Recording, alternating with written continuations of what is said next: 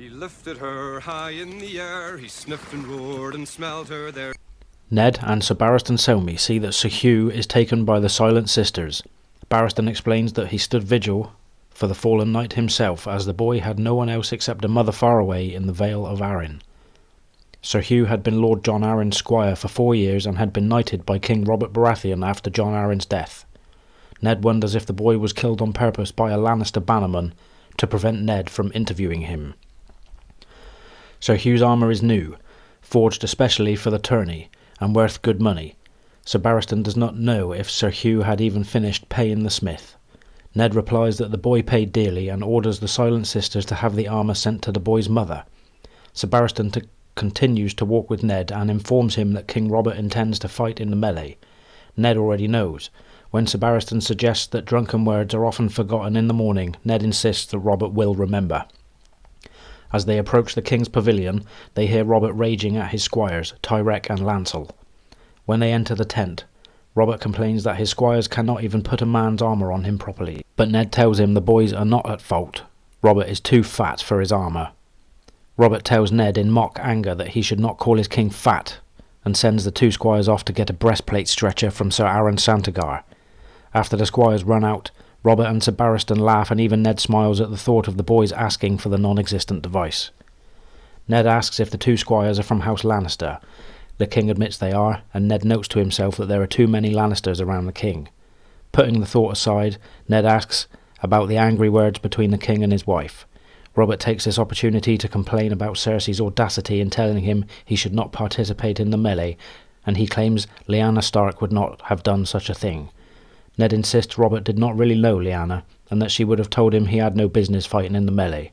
This does not dissuade Robert, who insists that, unlike Ned, he still has juices running in his veins. When Sir Barristan speaks up to explain that no man would dare strike a king during the melee, Robert is furious and sends Sir Barristan away, but orders Ned to stay and drink. Robert laments to Ned that he was never so alive as when he was winning the throne, or so dead as after it was won. He declares that Ned or John Arryn should have been the king, but Ned reminds Robert that he had the best claim. The king declares that he had not wanted to marry after Lyanna's death, and that it was John Arryn who recommended Cersei Lannister. Robert admits that Cersei is beautiful, but insists that she is cold and that John Arryn was a fool for recommending the marriage. Robert only agreed to it so he'd have the wealth and might of Tywin Lannister on his side, should Viserys Targaryen ever return to reclaim the throne. Robert also apologises to Ned for the death of Sansa's direwolf, admitting that he is sure Joffrey lied regarding the incident. He continues that he dreams of giving up the crown and becoming a sellsword in the Free Cities, but the thought of Joffrey on the throne, with Cersei whispering in his ear, stops him. Robert asks Ned how he could have made a son like Joffrey. Ned responds hollowly that Joffrey is only a boy and that John Arryn often despaired of Robert himself when he was a child. Robert admits this to be true and claims that he turned to be a good king. When Ned does not respond, Robert declares that Ned could at least say he is a better king than King Aerys. Ned admits the truth in that. Robert insists that he and Ned still have many years yet to set things right and make him a good ruler. Changing the subject, Robert asks who Ned believes will win the joust. Robert comments that the Knight of Flowers is a son to be proud of, and regales Ned with the story of when the young knight unhorsed Jaime Lannister in a previous tourney. Then the king mentions that Renly has told him about the Knight of Flowers' lovely 14-year-old sister Marjorie. During breakfast, Robert talks with Ned about when they were boys. The stories bring a smile to Ned, who realises he is speaking to the Robert he grew up with, and if he can prove his accusations, this man will listen. The thought of the downfall of Cersei and Jaime even makes the food taste better, and Ned feels better than he has in a long time. Ned arrives at the tourney and sits by his daughter Sansa. In the first joust, Littlefinger bets against the Hound since a dog will not bite the hand that feeds it. He loses the bet when the Hound defeats Sir Jaime on the second pass after almost losing in the first. Sansa tells Ned that she knew the Hound would win, and Littlefinger asks her to tell him who will win the second match. By the time they lead Sir Jaime, who can no longer see through his mangled helm, off the field, Sir Gregor Clegane is in position. He is the biggest man Ned has ever seen, even dwarfing Hodor. Ned recalls Gregor as a man of ominous reputation. Supposedly he dashed in the skull of the infant Aegon Targaryen and boasted that he raped and murdered the boy's mother Princess Elia afterwards. There are also rumours of queer circumstances surrounding the deaths of 2 wives, a sister, his father, and the burning of his brother's face. Clegane's opponent is the slim and elegantly armoured Knight of Flowers, Sir Loras Tyrell. who wears a cape of woven flowers.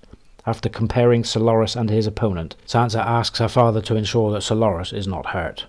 Ned assures her that the lances are designed to break to prevent injury, but cannot help but think of Sir Hugh. Sir Gregor has tremendous difficulty controlling his stallion while Loras demonstrates his horsemanship on his mare. When the pass begins, Clegane's mount breaks into a hard gallop immediately, while Solaris' mare charges smoothly.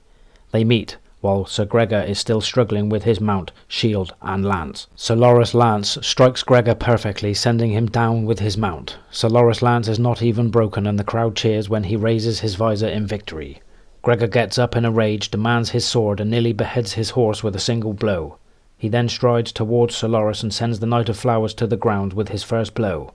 He is about to deliver a killing blow when the Hound intercedes. Gregor sends multiple sword blows towards his brother's head, but the Hound stops each one, remaining on the defensive. The Hound drops to his knees when he hears the king's voice over the crowd. The blow from Sir Gregor passes through the air, and finally Gregor comes to his senses, drops his sword, glares at King Robert, and storms off. In gratitude, Solaris forfeits the championship to the Hound, so there is no final joust. The crowd cheers the Hound for the first time in his life. As they head towards the archery field, Littlefinger points out that Solaris had to know his mare was in heat, and that such a thing would disrupt Sir Gregor's stallion. A boy named Angui wins the archery event, and Ned sends Alyn to offer him a position among his guards, but the boy refuses. Thoros of Myr, who fights with a flaming sword, wins the melee that starts with nearly 40 men and lasts 3 hours. When the list of injuries is reported, Ned is pleased that Robert did not take part.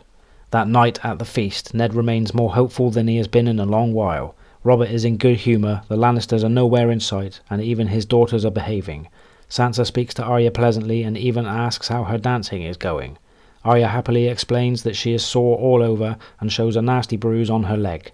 Sansa declares that Arya must be a terrible dancer. Later, Ned examines Arya's bruise himself while she stands on one leg, at which she has improved. He asks if Syrio Forel is being too hard on her, but Arya replies that every hurt is a lesson and every lesson makes you better.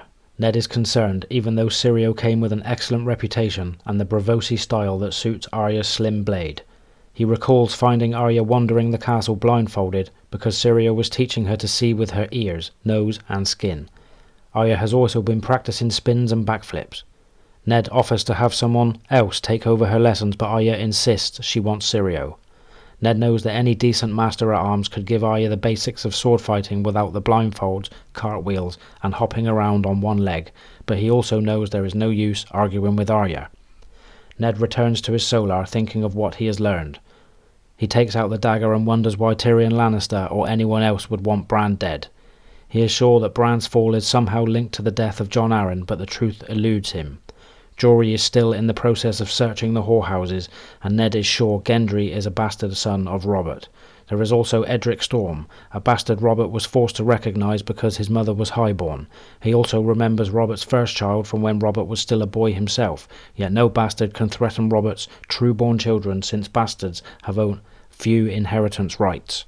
A knock at the door brings a stranger, who turns out to be Varys in disguise. Ned is amazed. He has never seen Varys wear anything but silk, velvet and perfume, yet now the eunuch wears coarse-spun clothes, mud-caked boots and smells of wheat.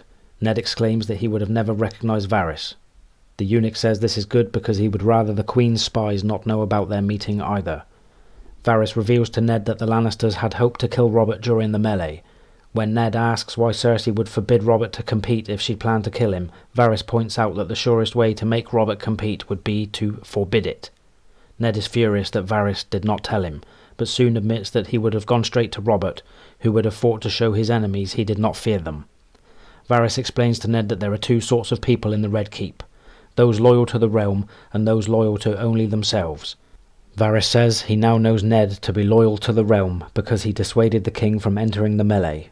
Varys also reveals that Cersei fears Ned because Robert will never harm him, not even at her command, whereas Robert would execute Varys in the twinkling at the Queen's request, since the king has little love for sneaks, spies and eunuchs. Ned argues that Robert must have other friends, and that his brothers are surely loyal. Varys replies that hating the Queen and loving the king are not quite the same thing. Varys goes on to say that Sir Barristan loves his honour, Grand Maester Pycelle loves his office, and Littlefinger loves Littlefinger. Varys adds that the King's Guard are a paper shield. Sir Boros Blunt and Sir Meryn Trant are the Queen's men. Sir Barristan is old, and the loyalties of the rest are also suspect.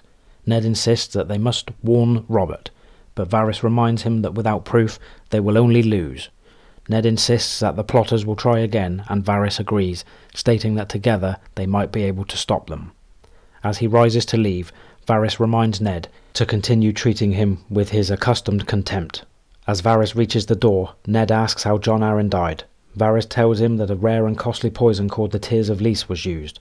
Varys goes on to say that he suggested a taster, but Lord Arryn refused. When Ned asked who administered the poison, Varys claims that it was probably his squire, Sir Hugh, who now lies dead. After Lysa left for the Eyrie, Hugh remained and had the money to buy new armour. As a final question, Ned asks Varys what Jon Arryn had been doing that led to his murder, and Varys replies, "Asking questions." I demand a trial by combat.